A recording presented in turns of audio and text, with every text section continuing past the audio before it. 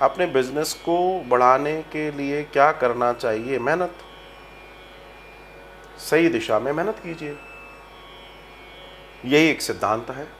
और एक और चीज बहुत ज्यादा आवश्यक है, आप में से बहुत सारे ऐसे लोग हैं जो व्यापार में होंगे, बहुत सारे ऐसे लोग भी हैं जो जॉब में, नौकरी में होंगे, राइट? हम लोग नौकरी में हैं, एक सामान्य व्यापार में हैं, लेकिन हम चाहते हैं कि हमारा भी कुछ हिसाब किताब बड़ा बन जाए। ध्यान रखिएगा, हर व्यक्ति तरक्की चाहता है, हर व्यक्ति तरक्की चाहता है, और तरक्की ऐसे ही नहीं होती, उसके लिए परिश्रम करना पड़ता है। आप कहेंगे परिश्रम तो हम कर ही रहे हैं, बताओ कौन सी दिशा में करना है और तरक्की हो जाए। तो क्षमा कीजिए, जैसे जैसे आप बड़े रिजल्ट्स की ओर बढ़ेंगे तो आपको बड़ी रिस्क में भी जाना पड़ेगा। एक कहावत है, no risk no gain. If you can take risk, definitely you will find the amount of hill. और ये कहा जाता है।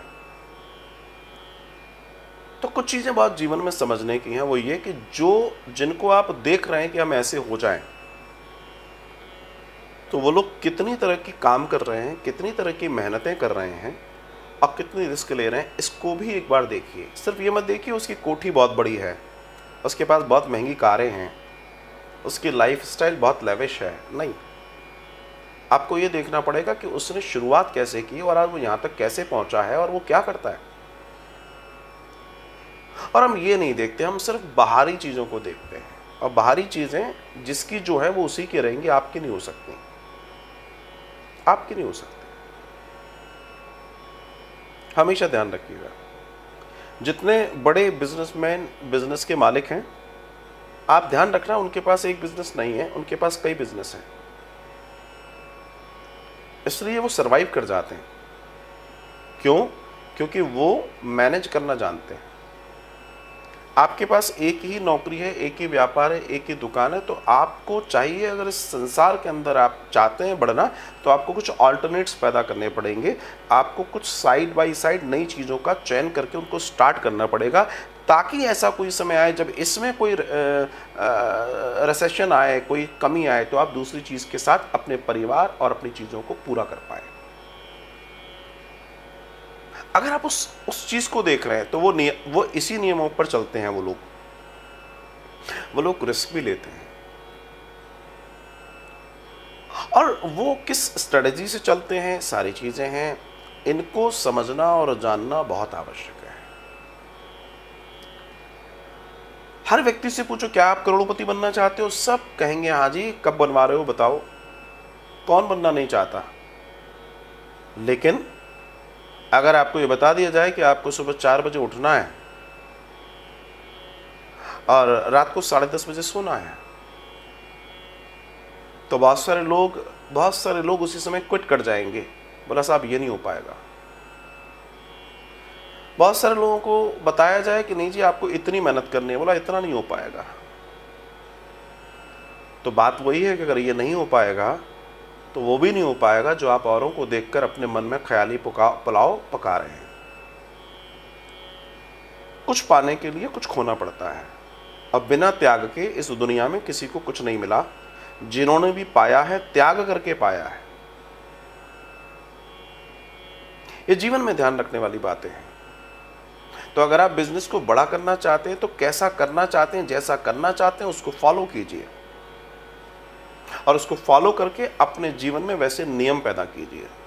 आप देखेंगे धीमे धीमे चीजें आपके अकॉर्डिंग सेट होती चली जाएंगी।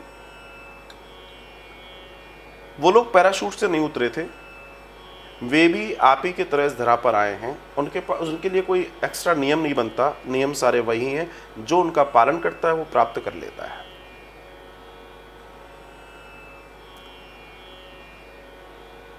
बहुत सारी चीजें हैं जिन्हें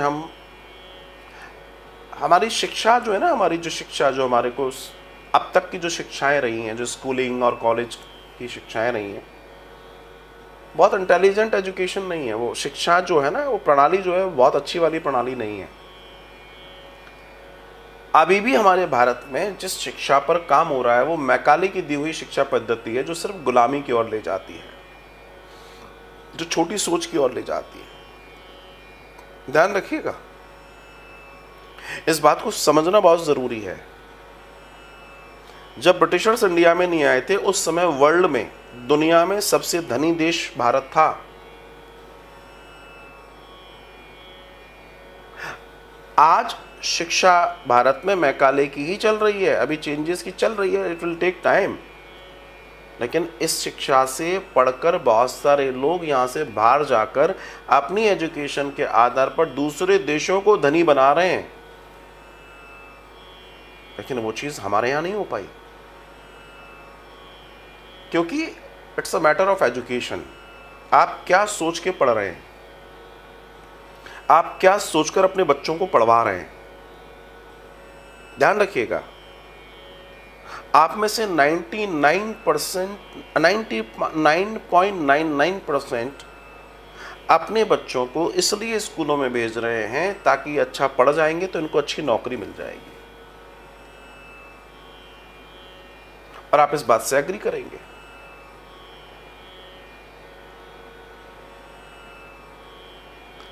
लेकिन ये दुनिया का सबसे बड़ा सेगमेंट है जॉब, नौकरियां। लेकिन क्या ये जरूरी है कि आपका बच्चा मालिक नहीं बन सकता, वो नौकर ही बन के रह जाए, चाहे वो कोई एमएनसी हो? ये कहां लिखा है कि आपका बच्चा मालिक नहीं बन सकता? क्यों? क्योंकि आपको पढ़ाया और सिखाया ही नहीं गया। हमारे यहाँ की एजुकेशन ने हमें इतनी लिबर्टी नहीं दे पाई। मास्टर्स, जब एक बच्चा मास्टर्स करता है, suppose master of business administration, right, कितनी बड़ी, कितनी उम्दा, कितनी मतलब चॉकलेटी सा ड्रीम होता है बच्चों का, हम एमबीए करें, है ना। Master of business administration, bachelor of business administration means आप बिजनेस एडमिनिस्ट्रेशन की मास्टरी करने जा रहे हैं। अब आप सोचिए और ध्यान दीजिएगा, मैं किसी को हताश करने की बात नहीं कर रहा हूं, मैं एक सच्चाई बयां कर रहा हूं। आप विचार कीजिएगा कि हम जब बिजनेस एडमिनिस्ट्रेशन की मास्टरी की बात करने जाते हैं तो वो डिग्री लेने के बावजूद भी नौकरी करते हैं,